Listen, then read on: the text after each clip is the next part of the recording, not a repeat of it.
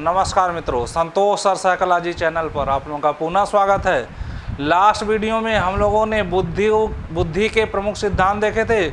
उसी क्रम में बढ़ते हुए आज देखेंगे हम लोग मानसिक आयु एवं बुद्धि लब्धि। देखिए जो है सी टेट एवं टेट एवं अन्य भी कोई शिक्षक से संबंधित परीक्षा होती है, उससे संबंधित है महत्वपूर्ण टॉपिक है तथा एक शिक्षक को मानसिक आयु प्लस बुद्धि लब्धि का ज्ञान होना चाहिए, उसको निकालने भी आना चाहिए, उसका ज्ञान भी होना चाहिए कि मानसिक आयु क्या होती है, बुद्धि लब्धि क्या होती है। तो मित्रों, मानसिक आयु का जो प्रथम बार जो है मापन किया गया था या मानसिक आयु शब्द का प्रयोग बीने द्वारा किया गया था 1905 में।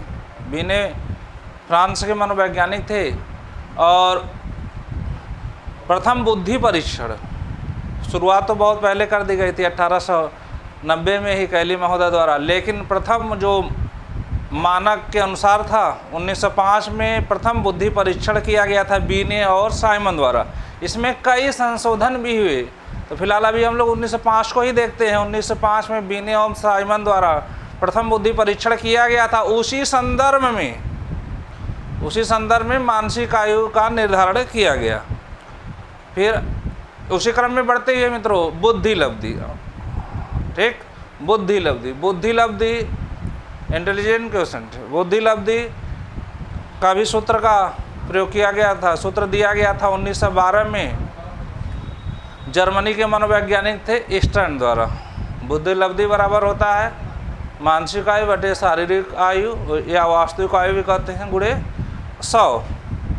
तो इससे क्या पता चलता है? इससे किसी बच्चे के या छात्र के तीव्र होने का या सामान्य होने का या मंद या पिछड़ा होने का पता चलता है। तो इसी क्रम में बढ़ते हुए हम देखते हैं मानसिक आयु क्या है। तो देखते हैं मित्रों, देखिए मानसिक आयु बुद्धि मापने का प्रथम परीक्षण 1905 में बीने एवं साइमन द्वारा किया गया था। इस परीक्षण को हम क्या कहते हैं? इस परीक्षण को मानसिक आयु मेंटल एज के रूप में व्यक्त किया गया। मानसिक आयु शब्द का प्रयोग प्रथम प्रयोग बीने ने किया था, बीनेट भी कहते हैं इनको। तो बीने और साइमन दोनों जुड़े थे, लेकिन महत्वपूर्ण बीने का ही आपका आंसर में आता है। कहीं आप देते हैं कोई भी परीक्षा देते हैं वहाँ बीने ही प्रमुख रहते हैं, तो बीने याद रखिएगा आप लोग। मानसिक आयु क्या होती है? मानसिक आयु किसी व्यक्ति अपनी उम्र से ज़्यादा या कम कार्य करना ही मानसिक आयु है। किसी व्यक्ति का मानसिक आयु क्या है? किसी बालक द्वारा या व्यक्ति द्वारा अपने उम्र से ज़्यादा या कम काम करना ही क्या होता है? मानसिक आयु कहलाता है। इसको फिर से एक बार देख लीजिए। बुद्धि मापने का या प्रथम बुद्धि परीक्षण किसने किया था 1905 में? बीने एवं साइमन महोदय ने। इस परीक्षण को मानसिक आयु के रूप में व्यक्त किया गया। मानसिक आयु शब्द की अब बात होती है तो बीने द्वारा, ठीक। इससे क्या पता चलता है? मानसिक आयु किसी व्यक्ति को अपनी उम्र से ज़्यादा या कम कार्य करना ही क्या है? अपनी उम्र से ज़्यादा या कम कार्य करना ही क्या है? मानसिक आयु कहलाता है। अब देखिए इसको कैसे निकाला जाता है, ठीक। इसको हम थोड़ा सा देखते हैं।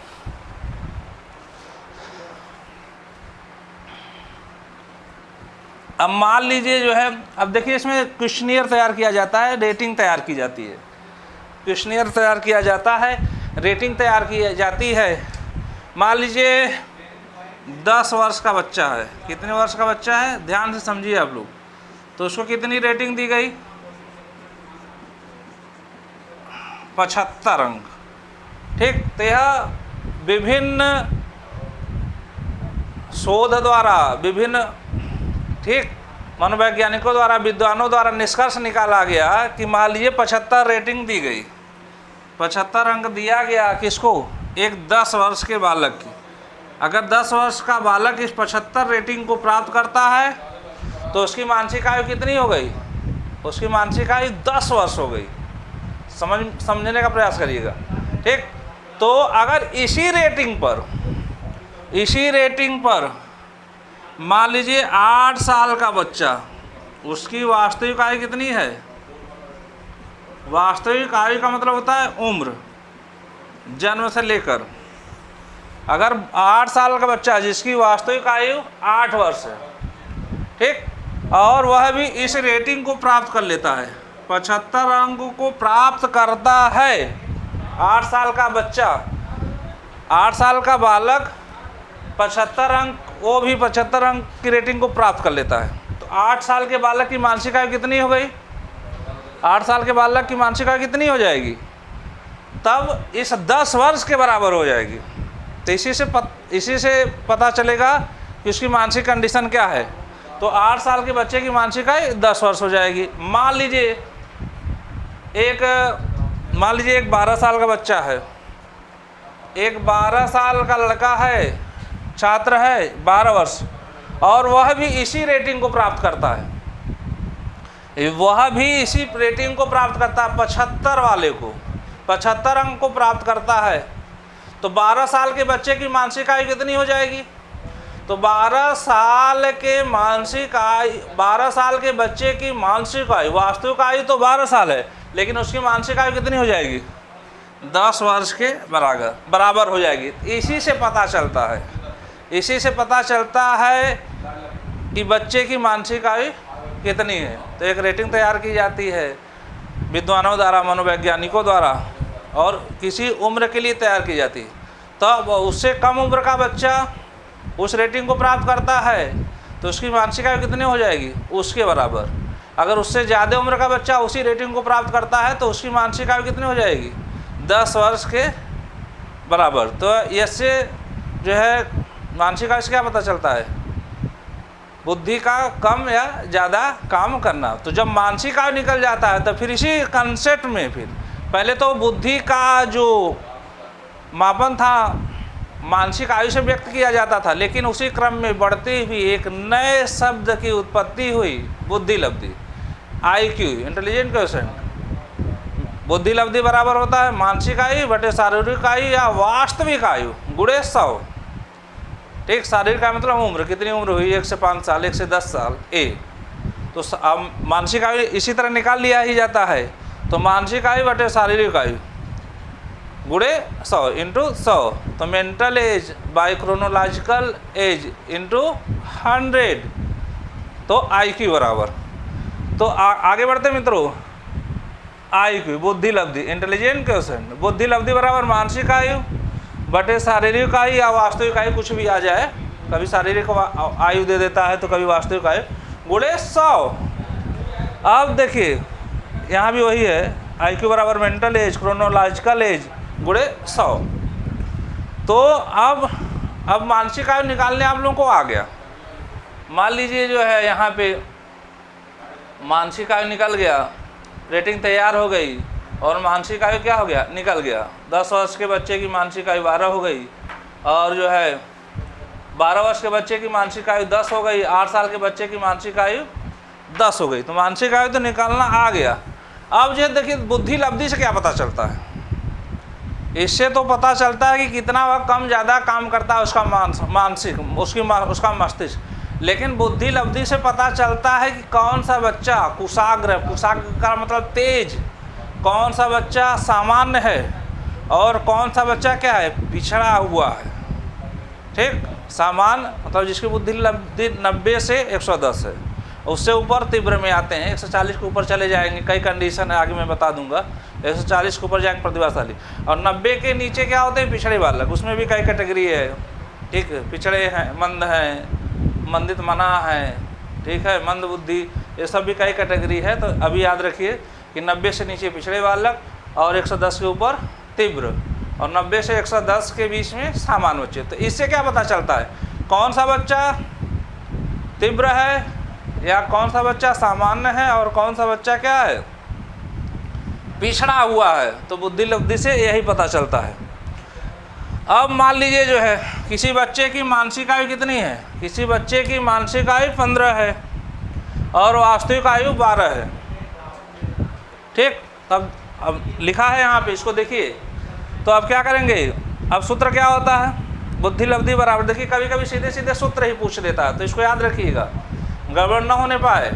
तो बुद्धि लब्धि बराबर होता है मानसिक आयु बटे शारीरिक आयु गुणे 100। तो मानसिक आयु 15 है और वास्तविक आयु क्या है 12 है। तो इसी सूत्र पे आप रख के हल कर देंगे। 15/12 गुणे 100, तो 3 5 15, 3 चौक 12, फिर 4 25, ठीक, 25 5 125, ये हो गया जी। ठीक, तो 125 आ गया। तो इससे पता चलेगा कि बच्चा क्या है, तीव्र है। तो जितनी मानसिक आयु ज़्यादा रहेगी उतना ही क्या होगा, उतने ही बच्चे की बुद्धि लब्धि ज़्यादा होगी।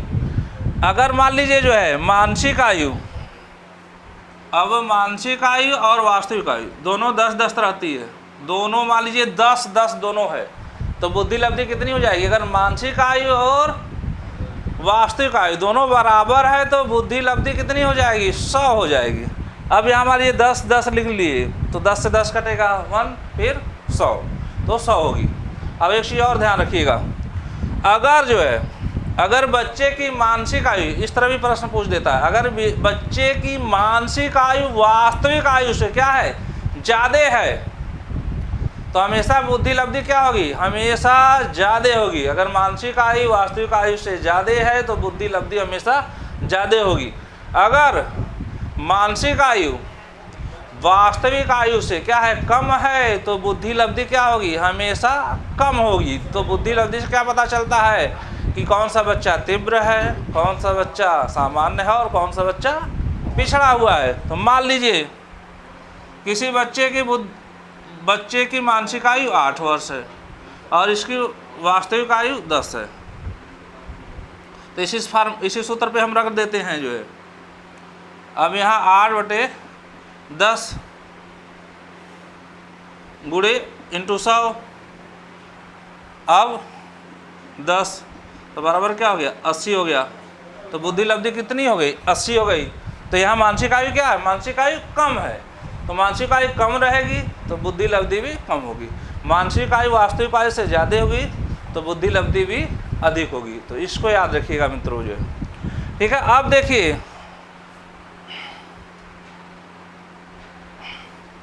अब एक महत्वपूर्ण प्रश्न पूछता है,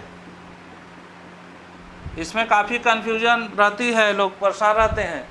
बुद्धि लब्धि बराबर होता है मानसिक आयु बटे शारीरिक आयु गुणे 100। तो किसने यह दिया था सूत्र जो या शब्द का प्रयोग किसने किया था, तो विलियम स्टर्न महोदय थे, 1912 में किया था। किसने किया था, विलियम स्टर्न महोदय ने 1912 में सूत्र दिया था, इसको याद रखिएगा। फिर एक प्रश्न और पूछ देता है कि सर्वप्रथम बुद्धि लब्धि का प्रयोग किसने किया था, आईक्यू का प्रयोग सर्वप्रथम किसने किया था और कहाँ किया था, तो इसको भी याद रखिएगा। देखिए विलियम स्टर्न ने कब दिया था, 1912 में। ठीक, यह जर्मनी के थे, जर्मनी के मनोवैज्ञानिक थे, तो 1912 में दिया था। और प्रथम परीक्षण बुद्धि लब्धि का प्रथम परीक्षण या प्रथम प्रयोग 1916 में टर्मन महोदय ने स्टैनफोर्ड विश्वविद्यालय, यूएसए में है, स्टैनफोर्ड विश्वविद्यालय में किया था। सॉरी तो बुद्धि लब्धि का प्रथम परीक्षण किसने किया था या प्रथम प्रयोग किसने किया था, तो याद रखिएगा टर्मन महोदय ने 1916 में किया था। टर्मन महोदय ने 1916 में किया था। कहाँ किया था, स्टैनफोर्ड विश्वविद्यालय में। तो ये हो गया मित्रों मानसिक आयु और बुद्धि लब्धि। इसको आप लोग अच्छे से पढ़ लीजिएगा, जानते रहिएगा, क्योंकि यहाँ से काफ़ी प्रश्न पूछे जाते हैं, सीधे सीधे प्रश्न पूछे जाते हैं। ठीक मित्रों, एक बार फिर मैं देख लेता हूँ। अब देखिए मानसिक आयु क्या है। मानसिक आयु किसी बच्चे के मानसिक कार्य को अधिक करना या कम करना मानसिक आयु द्वारा व्यक्त किया जाता है। मानसिक आयु का संप्रत्यय किसने दिया था, तो प्रथम बुद्धि परीक्षण बीने और साइमन ने किया था। तो मानसिक आयु का प्रथम कॉन्सेप्ट किसने दिया था, तो बीने महोदय ने दिया था 1905 में। बीनेट भी कहते हैं उनको, तो बीने महोदय ने दिया था। फिर बुद्धि लब्धि का सूत्र किसने सर्वप्रथम दिया था, सूत्र का शब्द का सर्वप्रथम किसने प्रयोग किया था, शब्द किसने दिया था, तो 1912 में स्टर्न महोदय ने। बुद्धि लब्धि बराबर मानसिक आयु बटे शारीरिक आयु गुणे 100। और बुद्धि लब्धि का जो प्रयोग किसने किया था, ठीक। तो 1916 में टर्मन महोदय ने स्टैनफोर्ड विश्वविद्यालय में। बुद्धि लब्धि से क्या पता चलता है? कौन सा बच्चा सामान्य है? सामान्य बुद्धि लब्धि होती है 90 से 110। कौन सा बच्चा 110 के ऊपर है, तीव्र है, ठीक, उसमें कई कैटेगरी है। और कौन सा बच्चा 90 से नीचे है, पिछड़ा है, तो इसमें भी कई कैटेगरी है। उसके बारे में बताऊंगा अगले वीडियो में, ठीक है मित्रों। जो है इसको याद रखिएगा आप लोग। जो है अगर आप लोग को वीडियो पसंद आ रहा हो, समझ में चीज़ें आ रही हों, तो इसको लाइक कर दिया करिए और अधिक से अधिक लोगों को शेयर कर दीजिए, जिससे इसका फ़ायदा अधिक से अधिक लोगों को हो। ठीक है मित्रों, अगले वीडियो में अगले टॉपिक के साथ मिलते हैं। नमस्कार।